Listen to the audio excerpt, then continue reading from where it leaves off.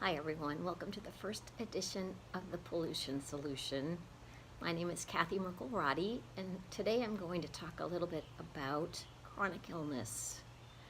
I am here for a couple of reasons. First, I want anyone who's been dealing with any sort of chronic illness that Western medicine cannot seem to help them with, maybe find a surprise answer with some of the information I have learned from reading medical mediums books, Anthony William, and I've begun trying some of his protocols as well, and I do feel like it is making a difference in my life. So I feel compelled to share what I know, even though I'm sort of a newbie on this journey. I really haven't been doing it terribly long, just about a month or so. Already I have seen some improvements with my symptoms, and I'm hoping to further accelerate my healing. Today, as a matter of fact, I'm starting a 9-day 369 liver rescue cleanse is what it's called, and it's featured in Anthony Williams' book Liver Rescue.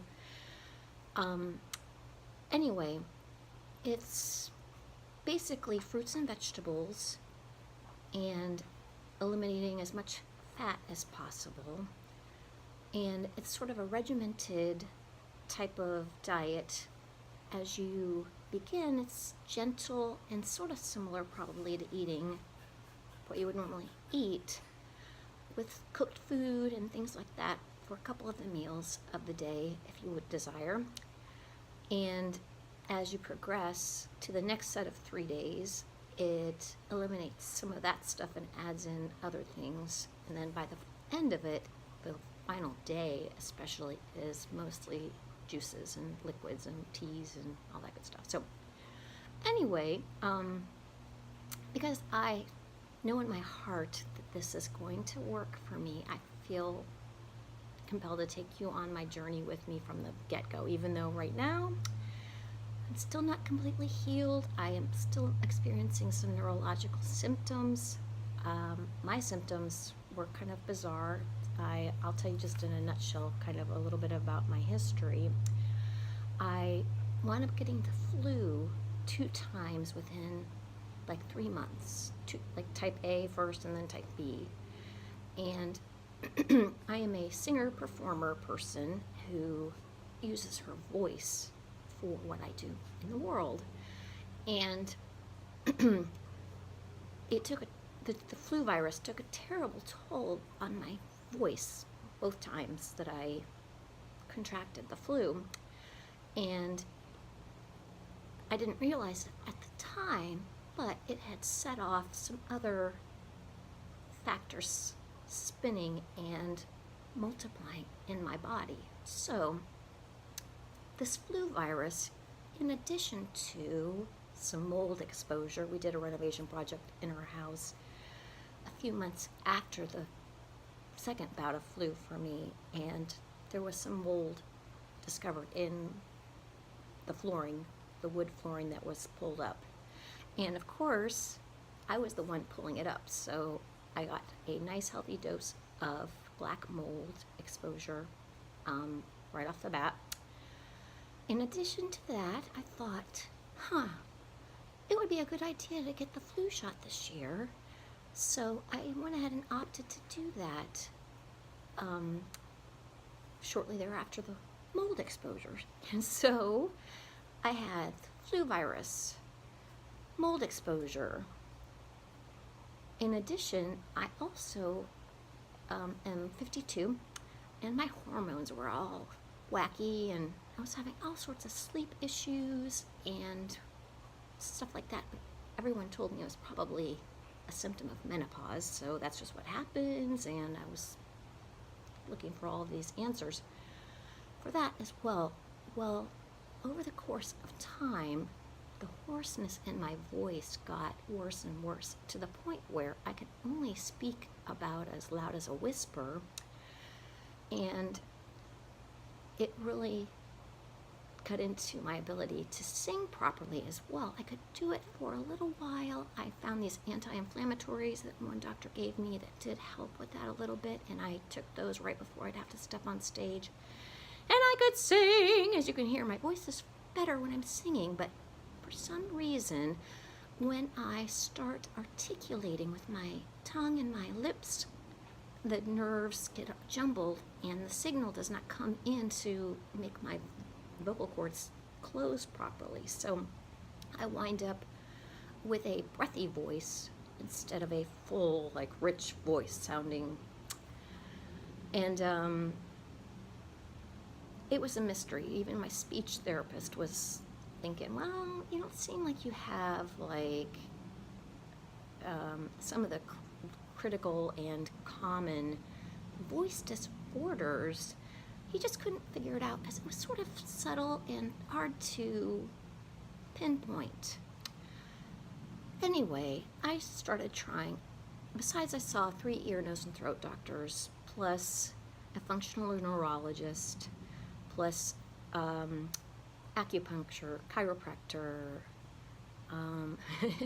hypnotherapist, Reiki healer, pranic healers. I tried everything I could think of, as well as researching like crazy for myself on the internet, looking for herbal ideas for certain neurological things. I kind of figured that they were all sort of related. It seemed like there were so many similarities and overlaps that it was probably related somehow.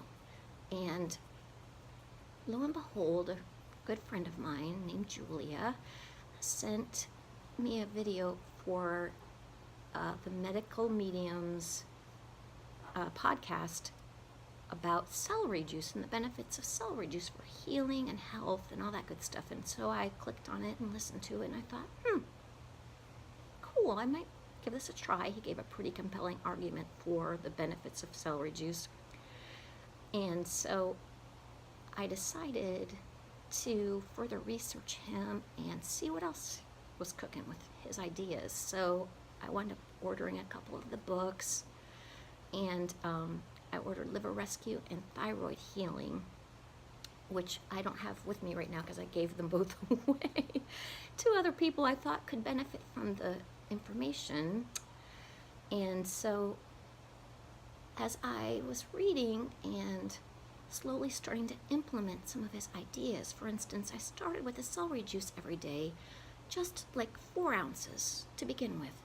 And after about a few days, I would up it a couple of ounces, till now I do probably between 16 and 20 ounces a day, and force feeding it to my family as well. They love it. No, they really do, actually. They see the benefit as well, and I just don't want them to ever wind up in a situation where they're dealing with chronic illness down the line. So hopefully these precautionary measures will benefit them in the long run as well. So today, day 1 of the protocol, started with 16 ounces of lemon juice, and I waited about 10, 15 minutes, something like that, before I then juiced my celery, drank that, and then waited half hour probably until I made a heavy metal detox smoothie. I'll put the link to the recipe below in case you want to give it a go. And then I had a snack like an hour or 2 later.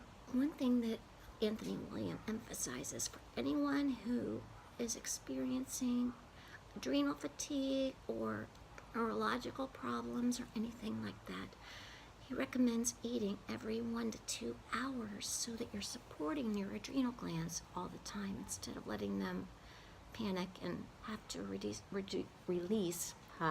adrenaline.